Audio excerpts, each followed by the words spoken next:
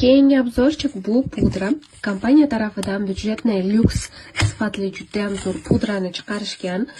Narxda hamma ko'taradi. Даже magazinda yoki boshqa kompaniyalar bozorga tushaman deb bitta pudra olaman desangiz, yo'q deganda 600 yo 800 mingda atrofida olasiz. A bu esa matviy, вообще super stoki. Buni otsivlari moshniy qizlar. Keyinda to'g'ri bitta minus yeri bor. Buni nimasi yo'q. Sponjiga o'zimizda kistechkamiz bor. Artikulini yozib qo'yaman videoga. Asha kistechka olib ishlatsanglar yoki gubka bilan ishlatsanglar ham vashsha zo'r bo'ladi, qizlar. Buni pudrani eng zo'r tarafi makiyajni zo'r qatirib beradi, qaranglar. Qanaqa chiroyli. Byudjetni bo'lgani bilan kачествоsi moshniy, lyuks sifatli, qizlar.